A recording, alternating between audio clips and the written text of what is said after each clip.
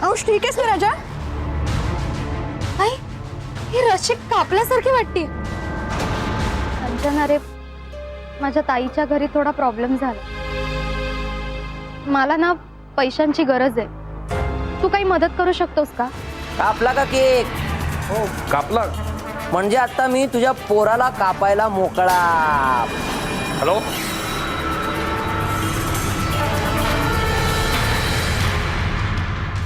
अंश अंश अंश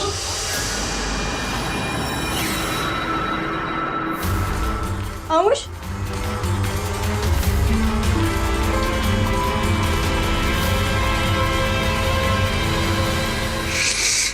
मी लपलोय. आकाडी मला शोधेल.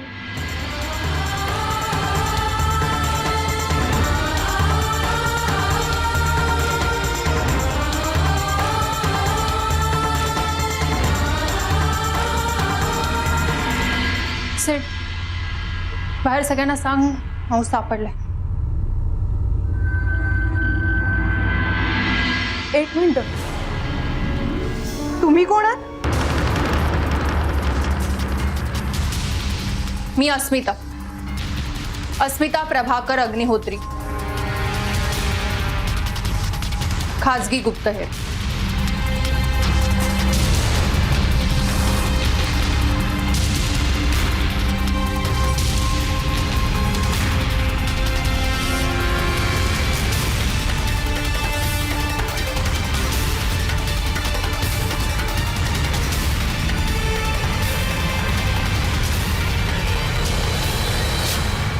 आशय, तू यांना का बोलवलंस पार्टीला? कुठली रिस्क नको म्हणून बोलवलं मी. मग ही गोष्ट तुला मला सांगावीशी वाटली नाही? मी सांगणार होतो देवांग, पण आता शांत राहणं झालं. आशय, तू त्याला पैसे द्यायचं कबूल केलं होतंस ना? मग त्याला पैसे द्यायचं सोडून यांना कुठे घेऊन आलास? आता ही गोष्ट त्या धमकी देणाऱ्याला कळली म्हणजे काय बा? कळणारच. अहो, आणि मुळात पोलिसांना बोलवायचं नाही असं ठरलं होतं ना आपलं. मग तुम्ही यांना तरी का बोलवलं? अनुजाताई, अहो खरं तर त्या धमकी देणाऱ्याने पोलिसांना बोलवू नका असं सांगितलं होतं. म्हणूनच अंशच्या सुरक्षेसाठी आशयजींनी आम्हाला बोलावलं. आणि तुम्ही आलात. अस्मिताबाई, तुम्हाला कळत कसं नाही? ही बायकांची कामं नाहीयेत.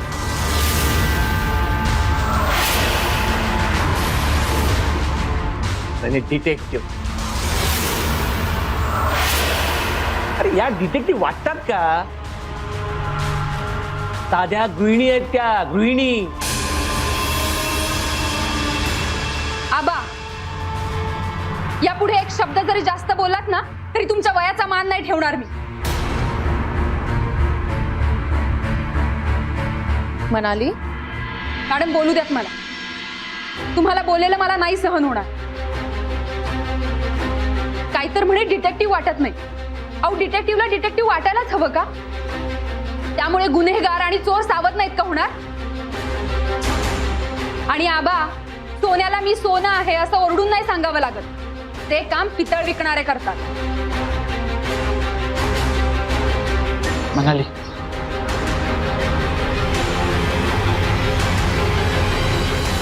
आणि हो, मी आहे साधी गृहिणी आणि मला अभिमान आहे त्याचा. आबा, कुठल्याही गृहिणीला अगदी साधं समजू नका. प्रत्येक गृहिणीची एक अस्मिता असते. तिच्यात आत्मसन्मान असतो. त्याचा आदर करा.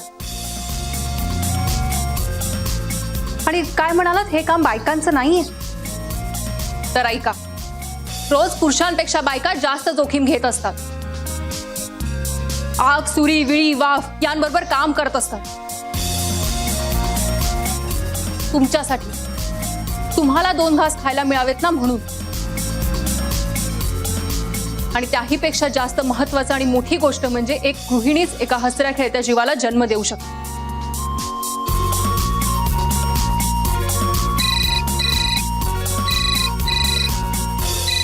हॅलो. आशय शेठ, अहो काय करता? कशाला गरीबाला त्रास देताय? गप्प पैसे द्यायचे सोडून कशाला त्या बाईला बोलावता आणि डोकं फिरवता? माझ्यासाठी फिल्डिंग लावताय? भेडा वाटलो का मी तुम्हाला?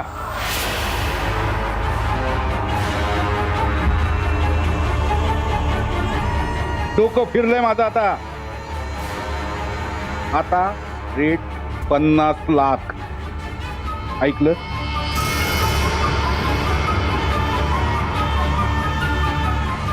50 लाख नाहीतर 50 तुकडे. Hello hello. तुम्ही कट केला त्याने.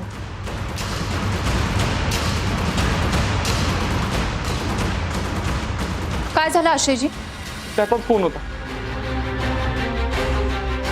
त्याला कळलंय तुम्ही इथे आल्याचं. पैसे वाढवून मागितलेत आता. 50 लाख रुपये मागतोय आता तो माझ्याकडे. काय?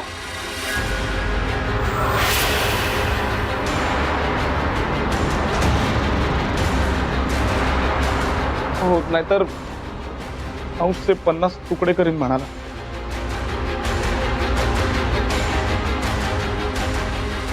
सेठ, हा फोन ट्रेस कर. मग कुठून आलाय आणि कोणाचा नंबर आहे? म्हणाली सगळ्यांचे फोन घे. इथनंच मेसेज गेला असणार की आपण इथे आलोय म्हणून. सगळ्यांचे फोन घे पटकन. बास, थांबवा हे सगळं. हे बघा, आमचं आम्ही काय ते बघून घेऊ, पण तुम्ही प्लीज जा इथून सगळे. आशयजी, तुमचा काय निर्णय?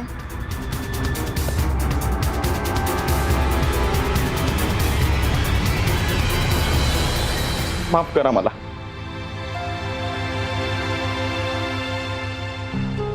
मी घरच्यांना विश्वासात घेतलं नाही. माझी चूक झाली, मला माफ करा. सॉरी. नाही, खरं तर चूक माझीच झाली. मी तुमच्या विश्वासाला पात्र नाही ठरू शकते.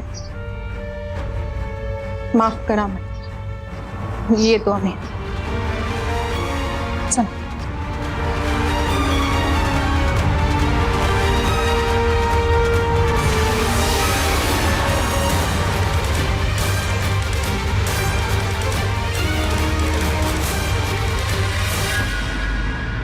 हॅलो.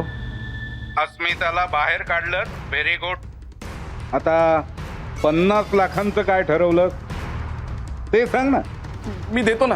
मी 50 लाख रुपये देतो तुम्हाला. पण प्लीज प्लीज मला 4-5 दिवसांचा वेळ द्या ना. 4-5 दिवस नाही, 2 दिवस बघ. परवा मला पैसे पाहिजे. 50 लाख. नीट ऐक. 50 लाख परवा दुपारी 2 वाजता. जंगल रोडच्या पुलानंतरचा 3रा खांब, ज्याच्यावरती लाल फुल्ली असेल, तिथे बॅग जमिनीवरती ठेवून उभा राहा. मी येतो. पण परत काही हुशारी केलीस तर याद राहा, आमचं तुझ्यावरती लक्ष आहे.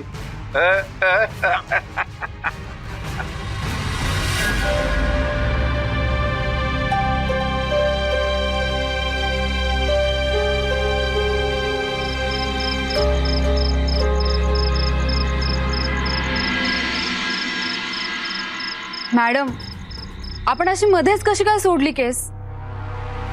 मनाली, तुला माहितीये आपण केस सोडत नाही, सोडवतो. आणि तिथून निघताना मी आशयजींना सांगितलंय, धमकी देणाऱ्याला कळवा की तुम्ही पैसे द्यायला तयार आहात. फक्त जरा वेळ मागून घ्या आणि वेळ आणि जागा मला कळवा. निघताना कधी सांगितलं तुम्ही? ताजी तुम्हाला माहिती आहे? सीट, तुमचं लक्ष नव्हतं. निघताना जेव्हा आशयजींना सॉरी म्हणण्यासाठी मी त्यांचा हात हातात घेतला, तेव्हा त्यांच्या हातात एक चिठ्ठी ठेवली.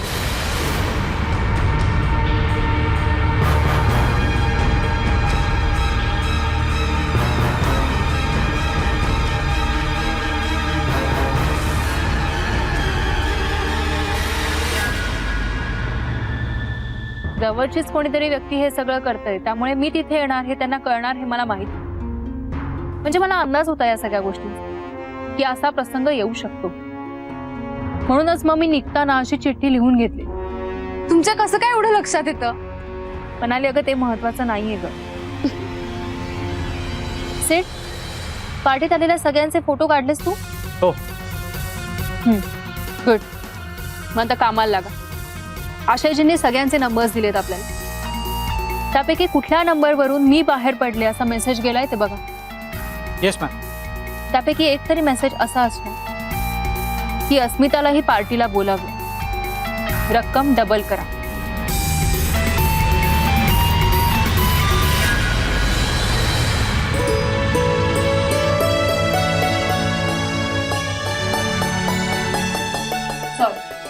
भात वाढवला सगळ्यांसाठी. मॅडम तुम्ही कशाला त्रास घेता? अगं त्रास काय त्यात? आता आई असती ना तर 2 भाज्या वाढवल्या असत्या जेवणात. बोलसे. मॅडम मी सगळ्यांचे नंबर चेक केले. पार्टीत आलेल्यांपैकी कोणाच्याही नंबरवरून बाहेर मेसेज गेलेला नाही. आणि ते फोटो? हे फोटो काही कळलं या फोटोंवरून? नाही. मॅडम रंजनच धमक्या देत नसेल कशावरून? म्हणाली रंजन कसा धमक्या दे? त्याने स्वतःहून 5 लाख रुपये दिलेत ना, मग तो का करेल असं?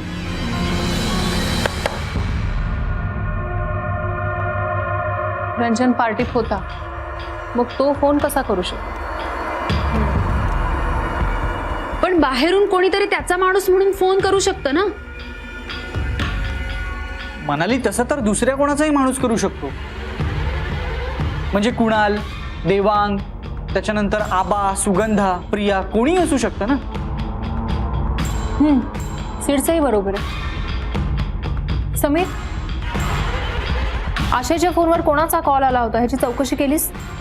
हो मॅडम, तुम्ही दिलेल्या ॲड्रेसवर आम्ही गेलो होतो, पण त्या ठिकाणी कोणी दुसराच माणूस राहत. म्हणजे आता तर आपले सगळेच रस्ते बंद झाले. नाही, एक रस्ता आहे. पैसे देताना तो माणूस पकडला जायला हवा. तो नाही पकडला तर मात्र आपण हरलो.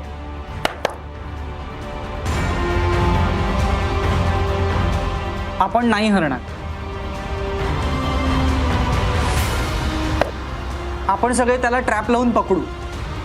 हो दाजी, तुमचं म्हणणं बरोबर आहे, पण त्याच्याकरता आशय साहेबांनी आपल्याला सांगितलं पाहिजे ना की ते पैसे कुठे आणि कधी देणार आहेत. सीड त्यांनी कळवलंय, त्याचा मेसेज आलाय तसा. मग तर सापडलाच तो. मॅडम कुठे आणि कधी पैसे दिले जाणार आहेत? परवा दुपारी 2 वाजता जंगल झोन रोड. म्हणजे आपल्याला परवा सकाळी निघायला लागेल पक्षी निरीक्षणासाठी.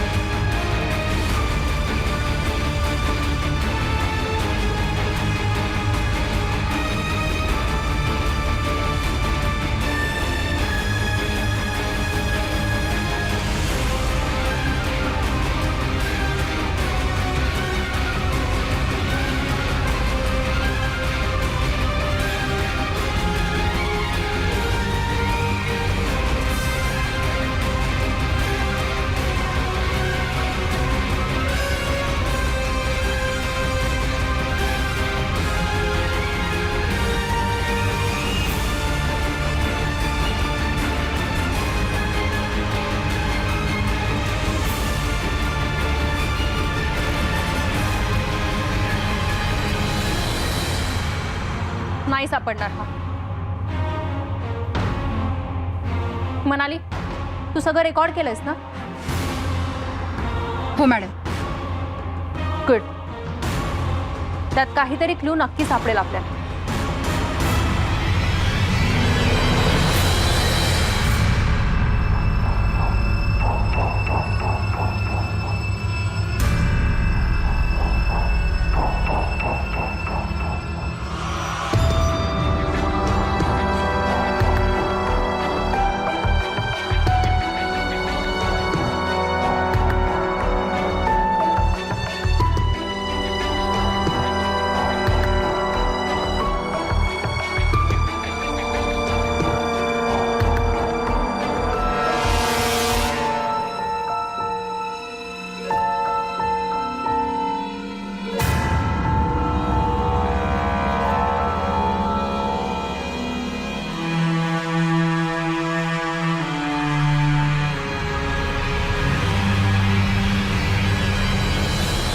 मॅडम, RTOत जाऊ ना, पण त्या बाईकचा नंबर नाही मिळाला. वाटलंच होतं मला.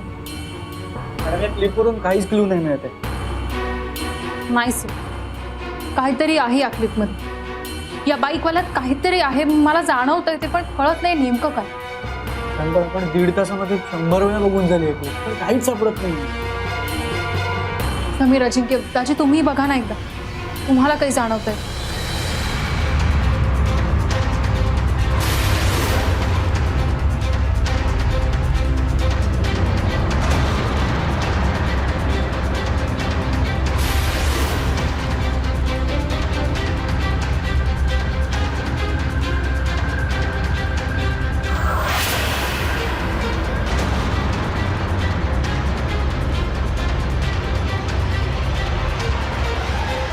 बाईक चालवण्यात मास्टर असणारा माणूस. पण माणूसच का, बाईही असू शकते. मनाली, बाई असेल किंवा माणूस असेल, पण ही जी कोण व्यक्ती आहे ना, ती अगदी प्रोफेशनल स्टंटमॅन असल्यासारखं करते. म्हणजे त्याचं रोजचंच काम असावं ना तसं. मेला पडायला तरी हवा होता. हातपाय मोडले असते म्हणजे बरं झालं असतं.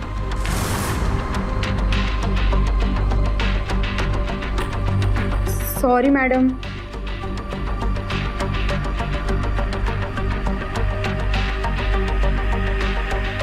सीट, मला वाटतं कळलंय हा कोण आहे. तिथले पुन्हा लाव आणि मी सांगते ते पॉज कर आणि झूम कर. सुरुवातीपासून जाऊ. नाही नाही, इथूनच नाही.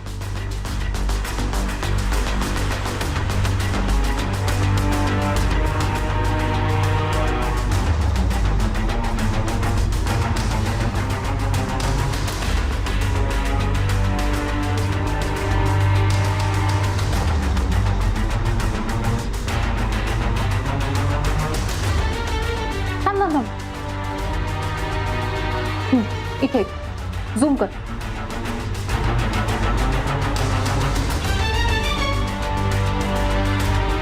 अजून अजून झूम.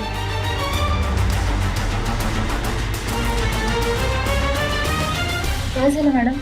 म्हणाली, हे बोर्ड बघ ना, ते कुठेतरी पाहिलंय. कुणाचं बोर्ड होतं असं?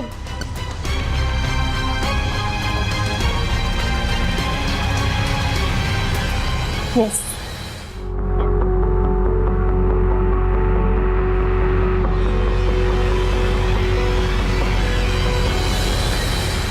हो, काय झालं? ठीक आहात ना तुम्ही? दिलेत त्याला पैसे? हो हो अनुजा, त्याला जरा निवांतपणे बसू दे देशील, पाणी तर पिऊ देशील.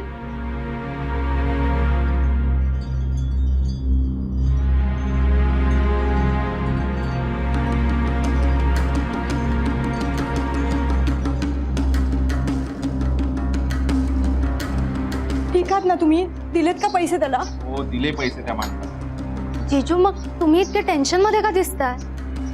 खरं सांगा, तुम्ही त्या धमकी देणाऱ्या माणसाला पकडायचा प्रयत्न तर नाही केलात ना? आणि त्या अस्मिताला नव्हतं ना बोलवलं तिकडे? तसं असेल तर तो माणूस पुन्हा फोन करेल. हो, तुम्ही खरंच दिलेत ना त्याला पैसे? अगं हो ग बाई, दिलेत पैसे त्याला, किती वेळा सांगू. मग आता टेन्शन नका घेऊ. दिलेत ना त्याला पैसे, मग आता नाही फोन करणार तो परत. जिजू प्लीज रिलॅक्स. आता नाही येणार पुन्हा फोन. आता आपल्या अंशवरचं संकट टळलंय. चला आता मी जायला मोकळी. प्रिया मावशी, प्रिया मावशी, ते नको ना नागपूरला जाऊ, थोडे दिवस थांब ना. अंश हट्ट नाही करायचा. आठवडाभर थांबली आहे ना ती तुझ्यासाठी. अहो प्रिया नागपूरला नाही दुसरीकडे जायचं म्हणते. दुसरीकडे म्हणजे? ऍक्च्युली तुम्हाला एक सांगायचंय, पण तुम्ही रागवू नका. शांतपणे आधी सगळं समजून घ्या. प्रियाचं एका मुलावरती प्रेम आहे, रंजन नावाचं, आणि त्यांनी पळून जाऊन लग्न करायचं ठरवलं. खरं तर ती त्याचसाठी इथे आली होती, पण हा सगळा प्रॉब्लेम झाला म्हणून ती थांबली. नाहीतर ती दुसऱ्याच दिवशी जाणार होती. ए प्रिया मावशी, तुझं लग्न होणार, तू पळून जाणार. आबाईला सांगा ना कुठे नको जायला म्हणून. अरे बाळा, मला जावं लागेल, पण मी पुन्हा येईन ना तुला भेटायला. पण प्रिया मावशी, लग्न करून नवऱ्याकडे का राहायला जायचं असतं? अंश, अरे तसा ना रूल असतो, म्हणजे ना लग्न केल्यावर जावं लागतं नवऱ्याकडे. मग प्रिया मावशी, तू माझ्याशी का नाही लग्न करत? म्हणजे तू इथेच राहशील? काय तुझ्याशी लग्न करू? बर, करूया का? चला आता मला तयारी करायची. सुगंधा जरा आत ये माझ्यासोबत.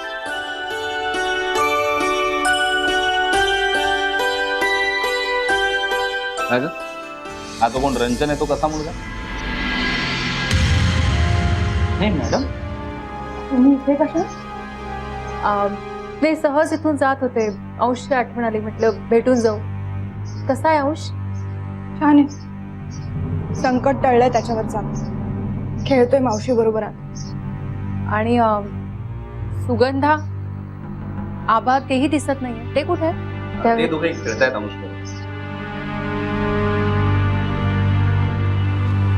मी अंशला भेटू शकते प्लीज? ठीक आहे, या.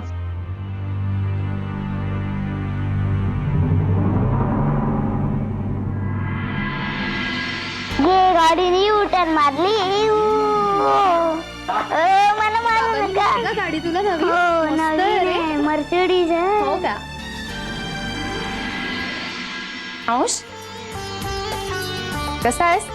मी मजेत, पण आता हे लग्न करून जाणार ना. ए प्रिया मावशी, तू माझ्यासोबत लग्न करशील?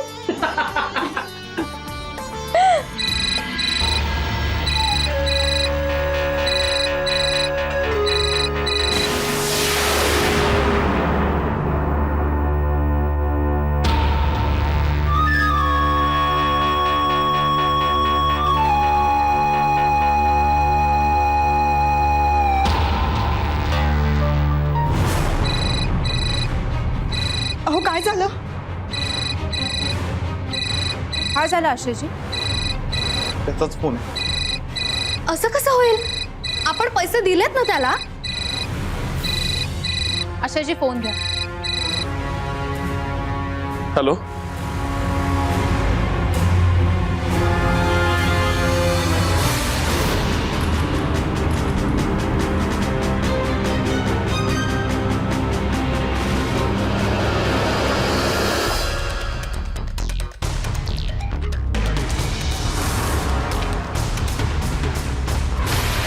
हे बघा ऐकून घ्या माझं. अहो ऐकून तर घ्या ना. मी चुकलो, मी मान्य करतो मी चुकलो. हवं तर आणखीन 50 लाख रुपये घ्या, पण प्लीज प्लीज माझ्या. बघा हे बघा ऐकून घ्या ना. अहो काय झालं? काय म्हणत होता तो? मी परत फोन करतो, परत. जिजू काय झालं? अरे अक्षय, काय झालंय सांग ना. नाहीच लागत आहे फोन. बंद करून ठेवलाय त्याने. मॅडम, त्याने परत अंशला मारायची धमकी दिली.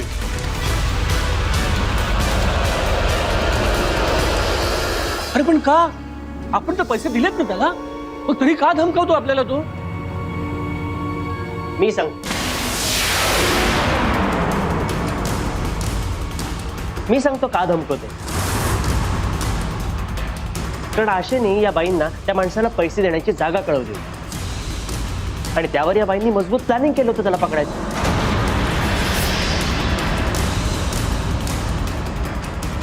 का केलं तसं? मीही तेच विचार. तर ह्याचं यावर एकच म्हण, अशा माणसांना एकदा पैसे दिले की ते पुन्हा मागेला. रिडिक्युलस. अहो काय करून बसला ते? अनुषाताई तुम्ही काळजी करू नका, तो धमकी देणारा काहीही करू शकणार नाही. अक्षता मॅडम, मागच्या वेळेस तुम्ही हेच म्हणाला होता. आणि तुम्ही आजही हिचंच ऐकताय. अनुषाताई प्लीज समजून घ्या मला. नाही मॅडम, आता तुम्ही समजून घ्या प्लीज. प्लीज तुम्ही समजून घ्या. मागच्या वेळेला अनुजाने सांगितलं होतं तरीही विश्वास ठेवला मी तुमचा, पण या वेळेला त्याला पकडायची तुम्ही संधी गमावली, हेच खरं आहे. आशयजी प्लीज एक शेवटची संधी द्या. नाही नको प्लीज. त्याचा परत फोन आला ना की मी त्याला सांगून टाकणार आहे, माझं घरदार घे, माझे सगळे पैसे घे, पण हा माझ्या मुलाच्या जीवाचा प्रश्न आहे आणि तो मला जास्त महत्वाचा आहे. नाही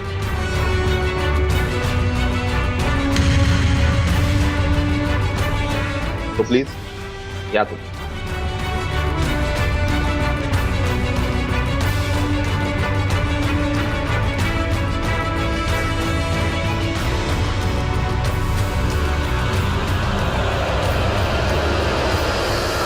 बाबा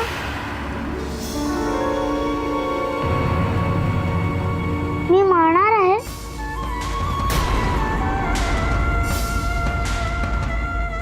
बाळा असं असं नाही बोलायचं. तुला काही होणार नाहीये बघ.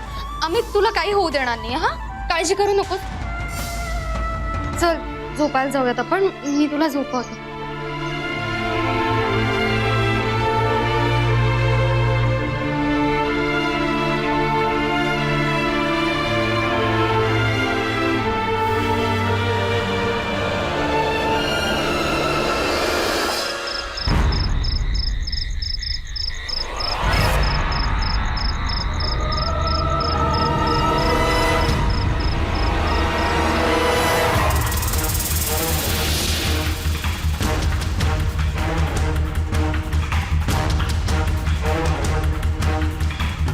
रंजन, रंजन तू इथे काय करतोस?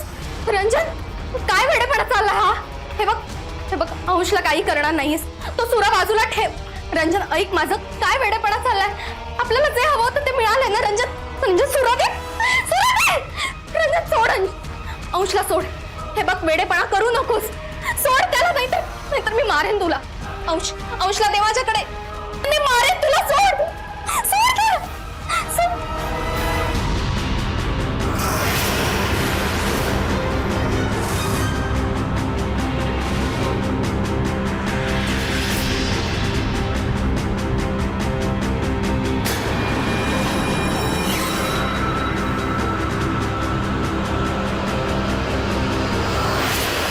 मला माहितीच होतं की हे सगळं तू केलंस आणि म्हणूनच ते सिद्ध करण्यासाठी मला हे करावं लागेल.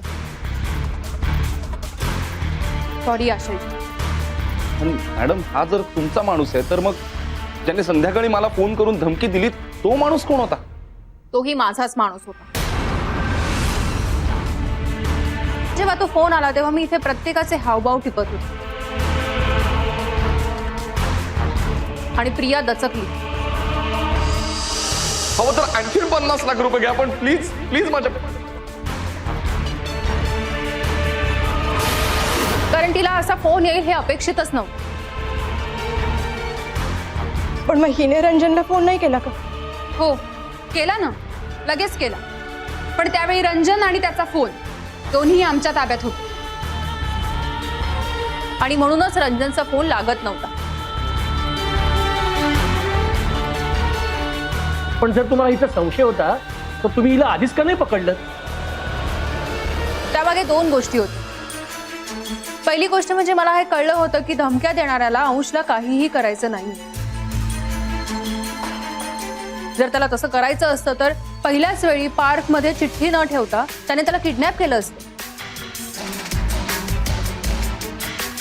कारण तसं केलं असतं त्याला पैसेही जास्त मिळाले असते आणि लगेच मिळाले असते. आणि दुसरी गोष्ट म्हणजे हिला जर आधीच पकडलं असतं तर पुराव्याअभावी ते आम्हाला सिद्ध करणं कठीण गेलं असतं. आणि आता आमच्याकडे सगळे पुरावे. आणि या कॅमेऱ्यामध्ये सगळं रेकॉर्डही झालं. मॅडम हे सगळं रंजन आणि प्रियाच करतायत, हे कधी लक्षात आलं तुमच्या? रंजन आणि प्रियाच्या रेस्टॉरंट मधल्या मीटिंगचा व्हिडिओ बघता. माझ्या माणसाने ते रेकॉर्ड केलं होतं. त्यावेळी हिने रंजनकडे 25 लाख रुपयांची मागणी केली होती आणि रंजननेही ते देण्याचे कबूल केले होते. ते रेकॉर्ड झालं होतं. पण आणखीनही एक गोष्ट रेकॉर्ड झाली होती. लॅपटॉपवर फुटेज बघत असताना माझ्या लक्षात आलं की प्रिया पर्सच्या आरशात बघून लिपस्टिक लावत असताना तिचं लक्ष ओठांकडे नसून मागे बसलेल्या समीरकडे होतं. बहुतेक समीरचा तिला संशय आला असावा आणि म्हणूनच रंजन आल्यावर रंजन बोल बोल सांगत असतानाही ती बोलत नव्हती तर खाणाखुणा करत होती. ती जेव्हा रंजनला अलर्ट करत होती की मागचा माणूस बघ, तेव्हा तिच्या हातातल्या आरशात जरी समीर दिसत असला तरी त्याच आरशात समीरच्या कॅमेऱ्याला मात्र तिच्या खाणाखुणा दिसत होत्या.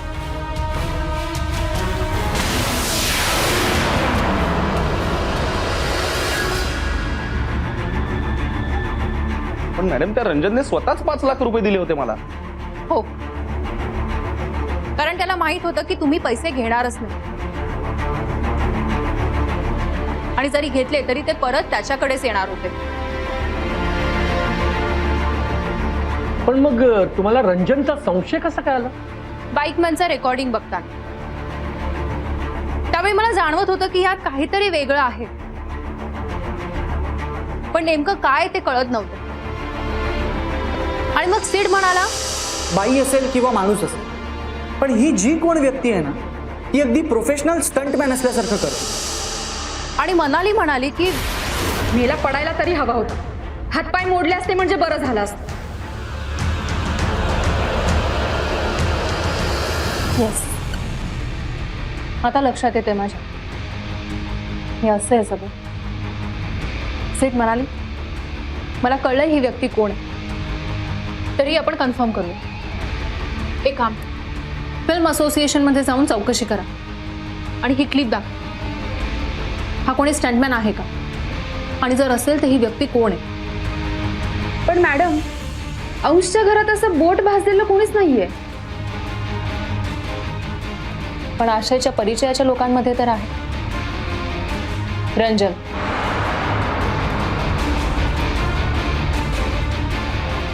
समीर, प्रिया आणि रंजनची ती व्हिडिओ क्लिप पुन्हा दाखव. माझ्याकडे, मी दाखवतो. घाई गडबडीत पैसे घ्यायलाच विसरले. डोंट वरी, आहेत माझ्याकडे. थांब थांब थांब, झूम कर, इथे झूम कर.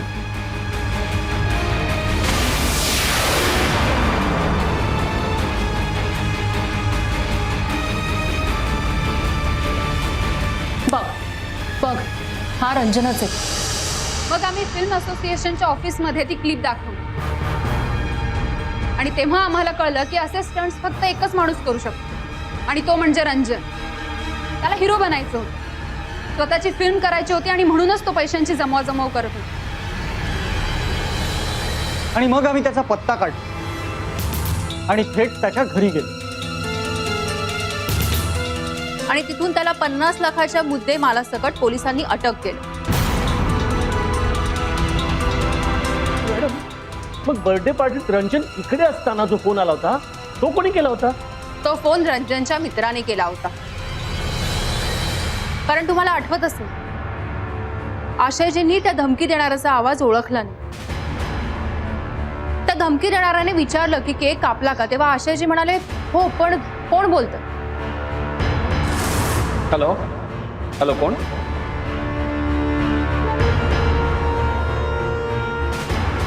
हो, कापला, पण आपण कोण?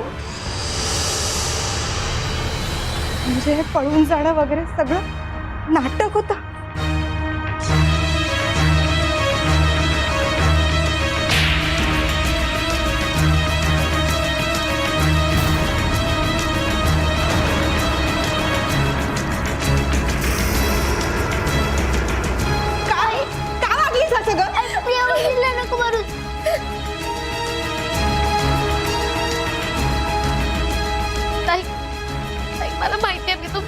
मोठी गुन्हेगार आहे, खूप मोठी चूक केली आहे मी. मार, मला वाटेल ती शिक्षा दे. खूप चुकले मी.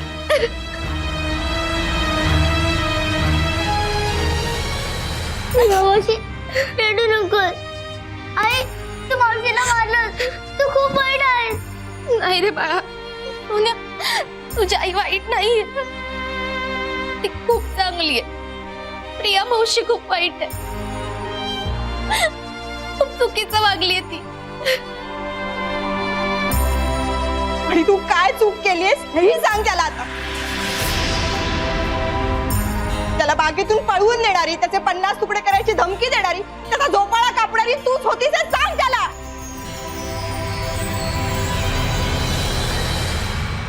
तुझ्या थांब. या सगळ्याच्या अंशच्या मनावर काय परिणाम होईल याचा विचार कर जरा. कळू दे ना त्याला, कळू दे त्यालाही त्याची प्रिया मावशी कशी येते. आई, आई, मला माहितीये मी खूप मोठी चूक केली.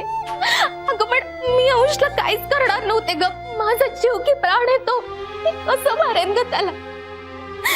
हे सगळं मी रंजनसाठी केलं. आई, अगं या प्लॅन साठी मी खरंच तयार नव्हते. पण मग जेव्हा रंजन मला म्हणाल की ठीक आहे, मी आयुष्यभर स्टंट करेन आणि ते करता करताच मग कधीतरी मरण येईल, तेव्हा खूप भीती वाटली ग मला.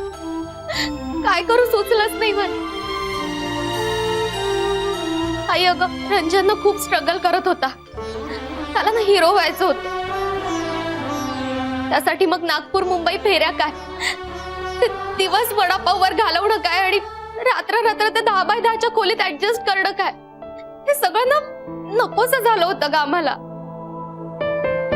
हिरो व्हायचं होतं त्याला, पण नियतीने त्याला स्टंटमॅन केलं. स्वतःच्या आयुष्याशी खेळावं लागत होतं त्याला. मला ना कधी कधी भीती वाटत होती ग. स्टंट करता करता त्याला काही झालं असतं तर काय करणार होते मी. मला वाटलं की एकदा का तो हिरो झाला, त्याचं करिअर सुरू झालं ना की मग त्या जीव घेणे स्टंट्स नाही करावे लागणार त्याला. म्हणून मी. आणि म्हणून तू तयार झालीस अंशचे 50 तुकडे करायला. नाही ग ताई, अगं अंशी मी असं कसं वागेन.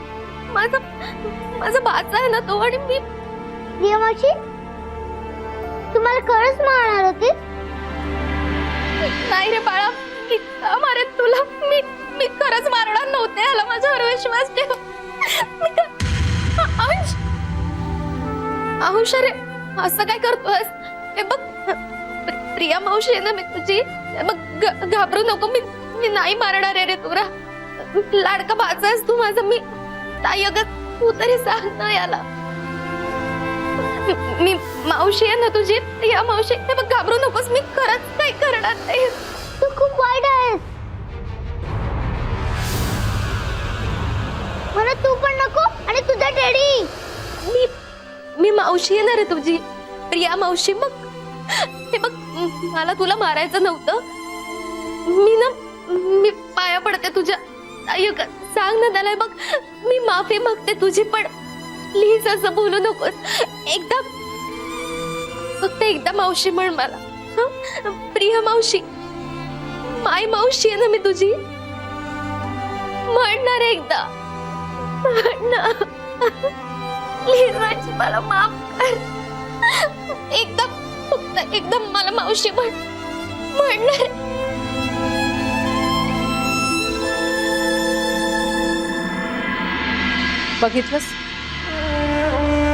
बघितलंस काय परिणाम झाले.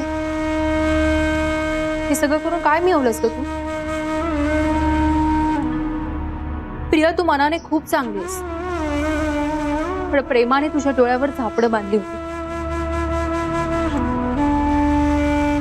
आणि त्यात एक कोवळं निरागस नातं मात्र तू कायमची हरवून बसलीस. आज न उद्या तू श्रीमंत होशील, खूप पैसे येतील तुझ्याकडे, पण मावशी अशी हाक मारून प्रेमाने अंश तुझ्या जवळ कधीच येणार नाही ग. कधीच नाही. आज या मुलाच्या नजरेतून तू कायमची उतरलीस आणि ही जगातली सगळ्यात मोठी शिक्षा आहे.